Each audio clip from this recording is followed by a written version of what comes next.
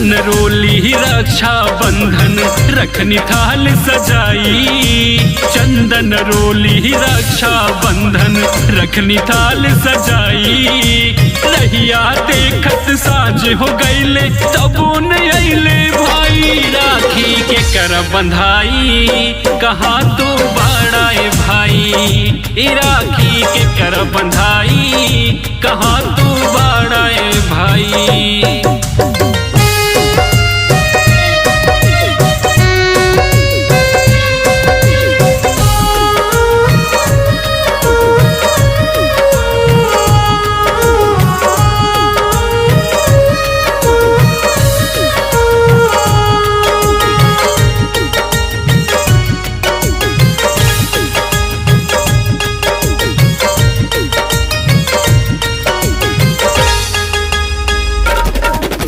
लागता भैया तोहरा के याद न कुछ बाटे। सास ननदिया हमरा के ताना बहुते मारे।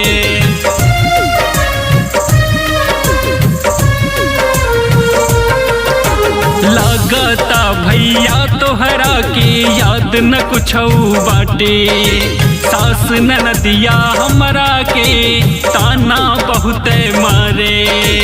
कवन करन से दूर तो गईला हमर सपनवा जराई।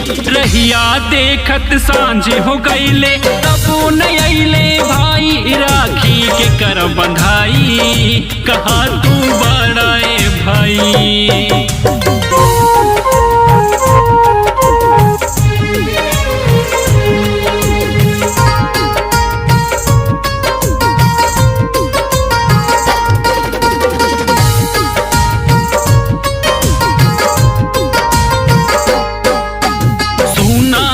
भैया सानू कावन बा मजबूरी।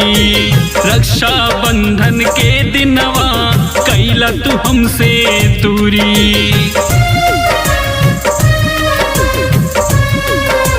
हाँ सुना भैया सानू कावन बा मजबूरी। रक्षा बंधन के दिनवा कैला तू हमसे दूरी।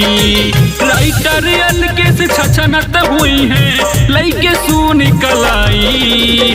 रहिया देखत सांझ हो गईले तबो न अइले भाई। राखी के कर बंधाई कहाँ तू बड़ाए भाई।